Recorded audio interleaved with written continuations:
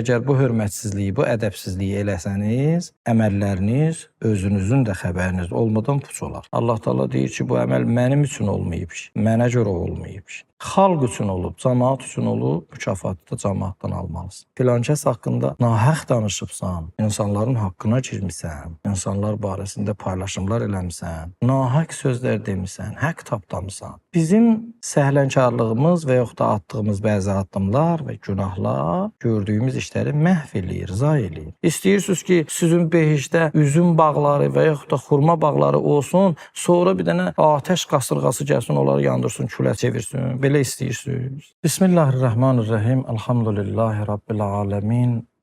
Vəl-aqibətu li əhli təqva vəl-yəqin. Salam dəyərli dostlar, hörmətli möminlər. Xoş gördük sizi. Verilişimizin mövzusu Huzurat surəsinin təfsiri və təbyini idi. Əlbəttə, hədislər əsasında. Bu da Əfəndi Mütəal Huzurat surəsində buyurur ki, Əuzu billahi minəşşeytanirracim, Bismillahirrahmanirrahim.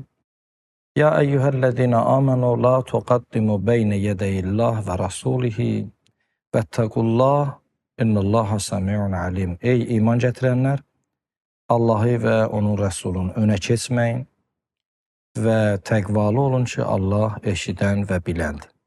Və həmçinin Ya eyyuhəl-ləzina amanu la tərfa'u asfatakum fawqa sawtən nəbi və la təcəru ləhu bil-qavl kəcəhri ba'dukum li ba'd ən təhbitə əmalukum və əntum la təşurun. Və ey iman gətirənlər, səsinizi Peyğəmbərin səsindən uca etməyin. Bir-birinizlə danışdığınız kimi Peyğəmbərlə danışmayın uca səslə ki, əgər bu hörmətsizliyi, bu ədəbsizliyi eləsəniz, əməlləriniz özünüzün də xəbəriniz olmadan puç olar. Burada bu nöqtəni qeyd eləmək vacibdir ki, əməllərin icrası asandır, amma onu qoruyub saxlamaq çətindir. Əməllərin icrası asan, amma onu qoruyub saxlamaq çətindir. Əməllərimiz bəzi vaxt kökdən xarab olur. Amma bəzi vaxt kökdən sağlam olur, amma özümüz, öz səhlənkarlığımız ucbatından əməllərimizi zay eləyirik, puç eləyirik.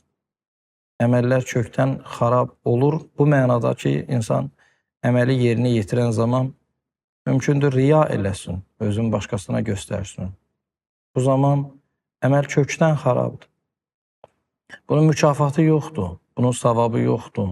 Bu əməlin dəyəri yoxdur Allah dərgahında. Niyə? Çünki Allah Taala deyir ki, bu əməl mənim üçün olmayıb, mənə görə olmayıb.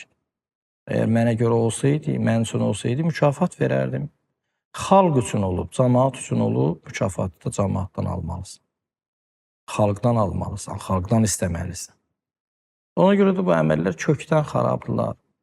Faydası da yoxdur, puçdur, əvvəldən puçdur. Nə mükafatı var, nə savabı var. Və bir zəhmət hədər gedir. Boş yerə zəhmət çəkir. Sədəqə verir, ehsan verir, amma cəmaat üçün riyaən, riyakarlıqla verir. Bunlar kökdən xarab olan əməllərdir, bunlarla işimiz yox. Amma bəzi vaxt kökdən əməllərimiz sağlamdır, Allah üçün görürük.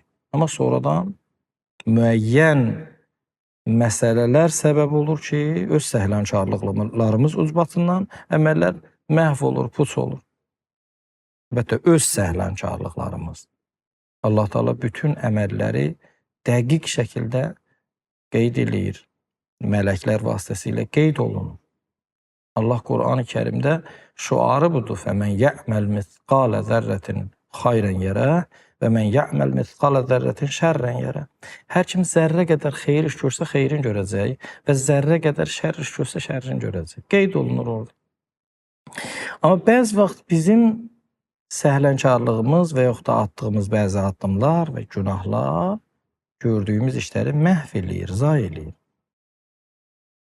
Əməlləri puç eləyən amillərdən qeyd olunur. Küfr əməlləri puç eləyir, şirk, Allaha şərik qoşmaq, irtidad, yəni Allah yolundan dönmək, müsəlman idi, sonra Allahdan üz döndərdi, dindən üz döndərdi.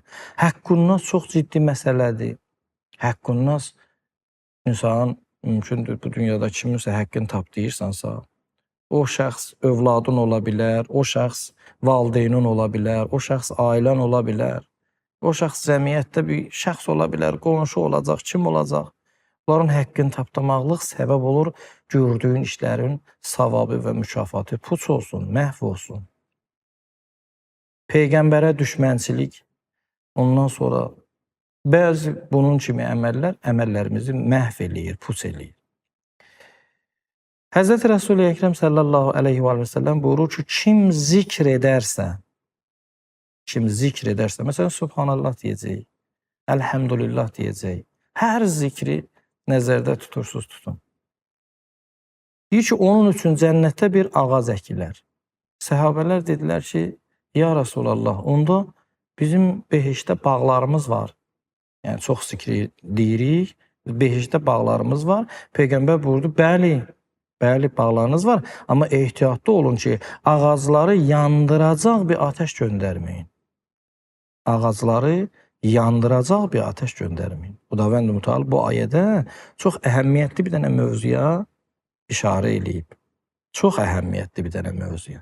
İnsanlar olacaq, hədislərdə qeyd olunur ki, insanlar olacaq, şəxslər olacaq ki, qiyamətin günü bu dünyada zəhmət çəksələr də belə əliboş qalacaqlar. Bəzi vaxt etiraz eləyəcəklər ki, bu əməllər mənim deyil, başqasının əməlləridir, səhv düşüb. Nida gələcək ki, səhv deyil, sənin əməllərindir. Deyəcək ki, mən məsələn namaz qılan edim, namaz yoxdur burada. Oruç tutan edim, oruç yoxdur burada. Qeyd eləyəcəklər ki, filankəs haqqında nahaq danışıbsan, insanların haqqına girmişsən, insanlar barəsində paylaşımlar eləmişsən, nahaq sözlər demişsən, haqq tapdamısan. Bunların səbəbidir, puç olub əməllərin. Və yaxud da sənin gördüyün işlərin savabı verilib o şəxsə, həqqin tapdadığın insana. Ailənin həqqini tapdamısan, valideynin həqqini tapdamısan, övladın həqqini tapdamısan. Qur'anın məntiqi budur. Bəqərə surəsinin 266-cı ayəsində Allah Teala buyurur ki, Əyəvəddu əhadukum ən təkunə ləhu cənnətun min nəxilin və ənab. Ayənin davamında buyurur ki, fəəsabəhə i'sarun fihi narun fəhtərəqət. Deyir ki, istəyirsiniz ki, sizin behişdə üzüm bağları və yaxud da xurma bağları olsun, sonra bir dənə ateş qasırğası gəlsin, onları yandırsın, külə çevirsin. Belə istəyirsiniz. Demək istəyir ki, diqqətli olun. Bu ayət tam olaraq çəkilən zəhmətlərin və yaxşı əməllərin riya, minnət, günahlar vasitəsilə puça çevrilməsindən xəbər verir. Qur'anın məntiqidir. Bir dənə həqiqətdir. Muhammed surəsinin 33-cü ayəsində buyurur ki, Ya əyyühəllədinə amanu əti'ullah və əti'ur rasul və la tubtilu ə'malakum. Ey iman gətirənlər, Allaha itaət eləyin, onun rəsuluna itaət eləyin və əməllərinizi puç eləməyin, batil eləməyin, məhv eləməyin. Allaha itaət özü yaxşı əməldir, onun savabı var, mükafatı var. Peyğəmbərə itaət həmçinin. Amma Peyğəmbərə hörmətsizlik və Allaha hörmətsizlik əməllərin batil olmasına səbəb olacaq. Hucurat surəsinin bu ayəsində də məhz buna işarə eləyir. Deyir ki, səsinizi Peyğəmbərin səsindən uca tutmayın.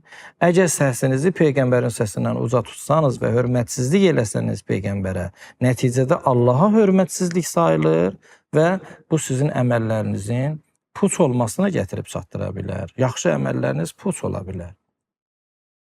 Bu ayənin axırında olan mesaj bundan ibarətdir və bu məsələyə diqqət eləmək lazımdır. Çalışaq Allah yolunda gördüyümüz işləri, səhlənkarlığımız üzbatından məhv eləməyək, puç eləməyək.